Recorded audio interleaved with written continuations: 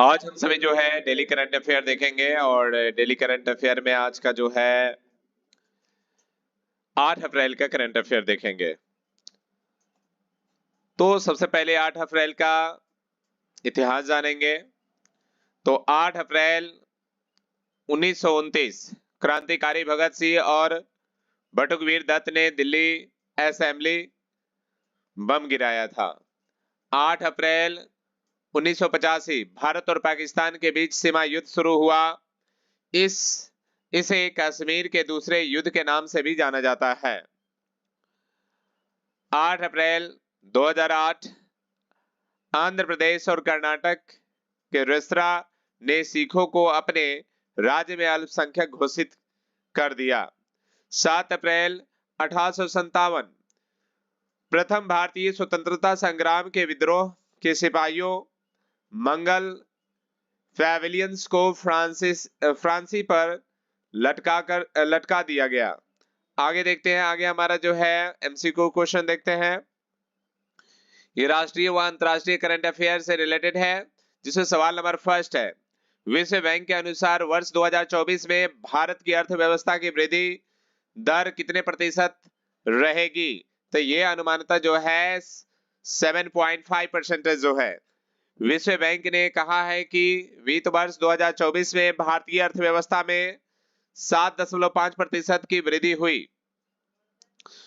World bank ने पहले के अनुसार अनुमान में 1.2% तक संशोधन किया है। नया अनुमान अक्टूबर दिसंबर तिमाही के दौरान देश की अर्थव्यवस्था में 8.4% की शानदार वृद्धि हुई है। वित्त मंत्री ने कहा कि जनवरी मार्च तिमाही में अर्थव्यवस्था 8% विकास दर से बढ़ने की राह पर है। आगे देखते हैं, आगे हमारा क्वेश्चन नंबर सेकंड है। सेकंड नंबर क्वेश्चन कह रहा है कि हाल ही में भारत की पहली घरेलू जीन थेरेपी का शुभारंभ किसने किया? तो ये जो है द्रौपदी मुर्मू ने किया। तो भारत की राष्ट्रपति द्रौपदी मुर्मू ने मुंबई में कैंसर के इलाज के लिए भारत की पहली घरेलू जीन थेरेपी का शुभारंभ किया। सी आइटम्स टी सेल थेरेपी ने इसे अपस्ट्रीम्स उपचार कहा। कैंसर के खिलाफ लड़ाई में एक बड़ी सफलता है। कैंसर वैश्विक स्तर पर तेजी से गंभीर बीमारी है, जिसका जोखिम साल दर साल बढ़ रहा है। कैंसर से होने वाली मृत्यु के बारे में भी और भी अधिक जानकारी लेकर स्वास्थ्य विशेषज्ञ सभी लोगों को सलाह देते हैं। आगे बढ़ते, आगे हमारा क्वेश्चन नंबर थर्ड है। थर्ड नंबर क्वेश्चन क्या कह रहा है कि हाल ही में एजियल्स ने खाबरा में 2000 स्टूडियो और ऊर्जा के साथ कितने मॉड्यूलेशन सौर ऊर्जा क्षमता को पार कर लिया है? तो ये जो है 10,000। एजियल्स ने खाबरा में 2000 स्टूडियो ऊर्जा के साथ 10,000 मॉड्यूलेशन सौर ऊर्जा क्षमता को पार कर लिया है। ऑपरेशन ब्रेकडाउन 7,393 शव यात्रा, 1,401 शिशु गणित और 2,140 शिशु शक्ति वित्तीय वर्ष 2024 में 2,848 मिनटिया जुड़ी है। यह उपलब्धि भारत के प्रतिभावान ऊर्जा क्षेत्र में अग्रणी खिलाड़ी के रूप में एजियल्स की स्थिति को मजबूत बनाती है। आगे बढ़ते हैं, आगे हमारा क्वेश्चन नंबर है 4 नंबर क्वेश्चन। तो क्वेश्चन नंबर 4 को देखते हैं। क्वेश्चन नंबर 4 क्या रहा है? हाल ही में मैक्स लाइफ से ऑर्केस्ट्रा में किस बैंक की हिस्सेदारी का अधिग्रहण किया गया है? तो ये जो है एक्सिस बैंक का अधिग्रहण किया गया है।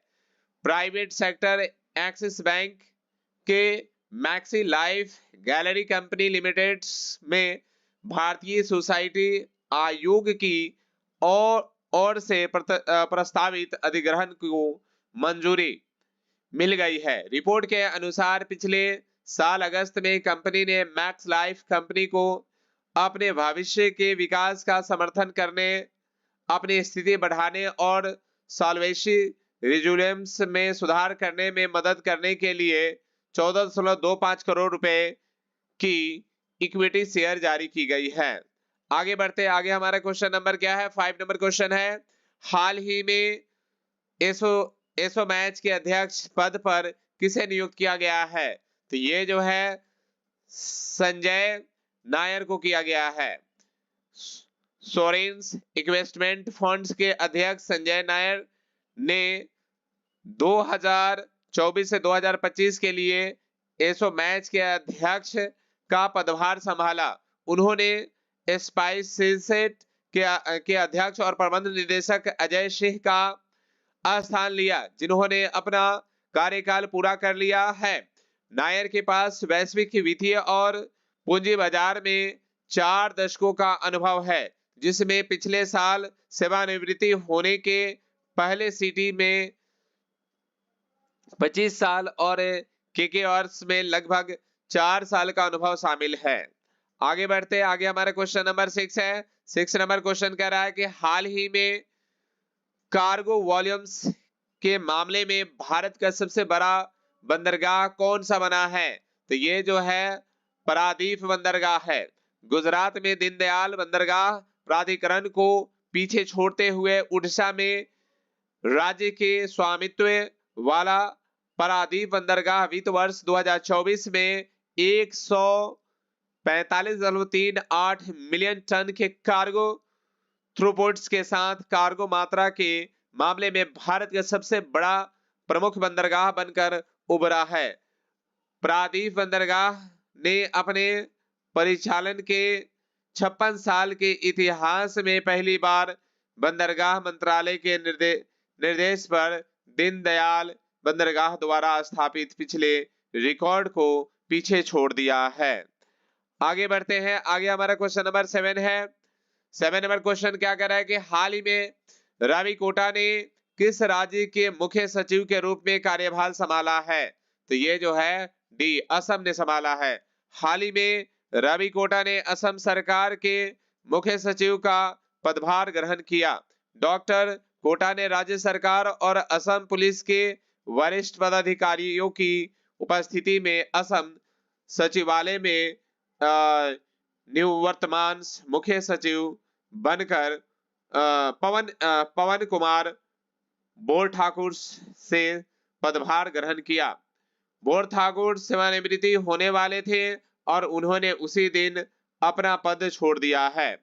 आगे बढ़ते आगे क्वेश्चन नंबर हमारा 8 है। हाल ही में विश्व बैंक ने वित्त वर्ष 2025 में भारत की अर्थव्यवस्था की वृद्धि दर कितने प्रतिशत रहने का अनुमान लगाया है? तो ये जो है 6.6% जो है। विश्व बैंक ने वित्तीय वर्ष 2025 के लिए भारत की आर्थिक वृद्धि का अनुमान 20 आधार अंक बढ़ाकर 6.6 कर दिया। निवेश वृद्धि में ऊपर की और संशोधन के कारण वृद्धि का अनुमान बढ़ा दिया गया है। विश्व बैंक के अनुसार भारत की वित्तीय वर्ष 2024 विकास दर 7.5 होगी, जो राष्ट्रीय सांख्यिकी कार्यालय के अनुमान 7.6% से कम है। हाल ही में टाटा इंटरनेशनल ने किसे प्रबंध निदेशक नियुक्त किया है? तो ये जो है राजीव सिंघाल।